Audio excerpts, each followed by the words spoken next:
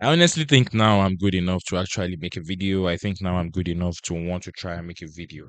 Yesterday, I was totally distraught. Like, I was really very angry at the way we played yesterday because we all know what happened by now that Manchester United beat Arsenal at the Emirates Stadium.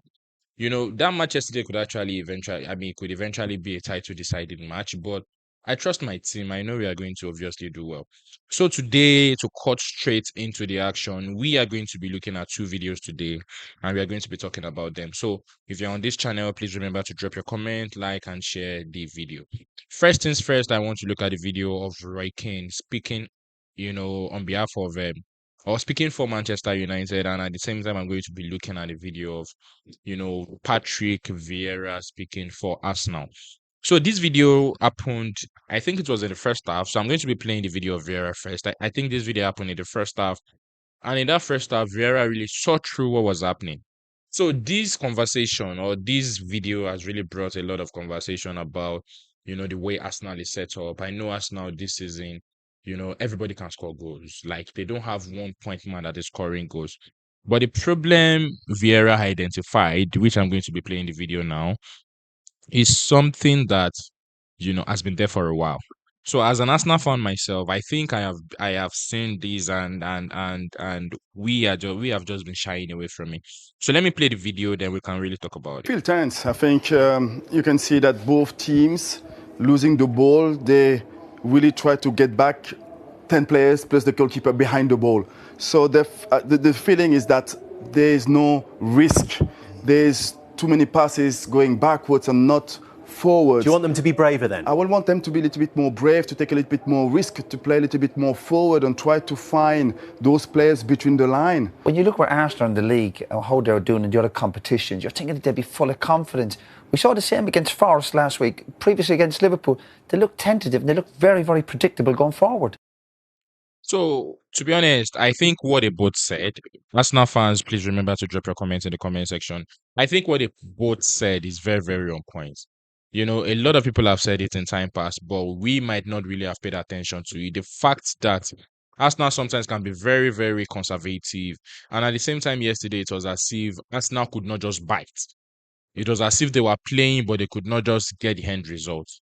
See, if a team is in a title challenge like this, I think by now they should be very, very deadly. They should be able to actually put the icing on the cake for everything that they do on the pitch. Yesterday, we saw the guard holding the ball, always playing back. A lot of Arsenal fans has been complaining about the guard, but I'm like, okay, do we really have to do this to other guard? Do we really have to complain about the guard? Is our captain? Do we really? But I think he needs to improve his game. I think maybe the way Odegaard play is beginning to hurt us now, some way, somehow. But apparently, Mikel Arteta, being Mikel Arteta, substituted Odegaard and brought in Eze. But there was really nothing much. So that is why I say that maybe Eze is not particularly the problem. Drop your comments if you think Eze is still the problem. So Manchester United had a very, very fantastic result yesterday. They did amazingly. As we can hear from Vieira, both teams were careful, especially Arsenal for me, because I saw Arsenal that there was some should I say fear? There was some. So the way Arsenal is set up this season is if you are not winning, we are not going to be losing. So they need to start taking some courageous decisions to be able to go out, right? To be able to want to do things the way they should be able to do things. So let me play the video of Roy Keane, because Roy Keane in this particular video said no matter how much Carrick does at Liverpool at Manchester United, that he is still not going to support Michael Carrick because he's not an elite coach. He's not, even though that match yesterday, it's the second time Michael Carrick as an interim manager, is a caretaker manager, is beating us now. So let me play the video, then we can dissect the situation here. What credit then goes to Michael Carrick? Because it does, in the last 2 weeks, look like a team transformed. Yeah, it does, obviously, and Harry makes a good point. A lot of their players are back now. There's a full group. They've got full weeks together. There's no other distractions. They can focus on the league form, and they're producing. But as we know, you win 1-2 games for Man United, fantastic. Particularly to beat City and to come to Arsenal where... But I felt United would get a result today. I was thinking maybe more of a draw, but I always felt United would turn up, and they've got enough quality players. But they've got momentum now into their season, and all of a sudden you're looking at United and you're thinking, great chance of top four. 1 or 2 months ago, you're saying, no, I don't think they'll do it. But no, if they play with that confidence and belief, then you give the manager credit, you give his staff credit, and the players are turning up. Simple as that. Would you give it Carrick then, now, Roy?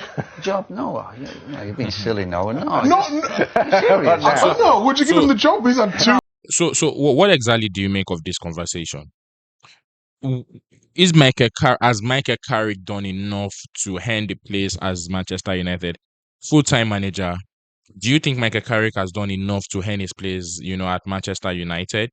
Or do you think he still needs more to prove? Because back-to-back, he has beaten Manchester United, he has beaten Manchester City, and he has beaten the league champion, Arsenal. So what exactly do you make of this conversation? It is very important we get a conversation going. There are a lot of talks around that match yesterday. A lot of people are blaming Arsenal. I support Arsenal myself. But I just believe it's one of those games that Arsenal should learn from. Stop being conservative. Stop being too careful. Play, go out, try to win. We did the same thing against Liverpool. We did the same thing against Manchester United now. Who else are we doing exactly the same thing against? So, guys, I really want to hear your comments. I want to hear your opinion. It is very, very important. Great performances. Yeah, 2 great performances, but anybody can win 2 games. That's what he does at the end of the season. And even if they do get into 4th, I still wouldn't be convinced he's the man for the job. Absolutely not. I still think they need a bigger and better manager. But he's got the opportunity. What a chance it is for him. And you know what? He's taking it. So, fair play to him. Michael, we're here till 8 o'clock. We've got all that time to get into the weeds.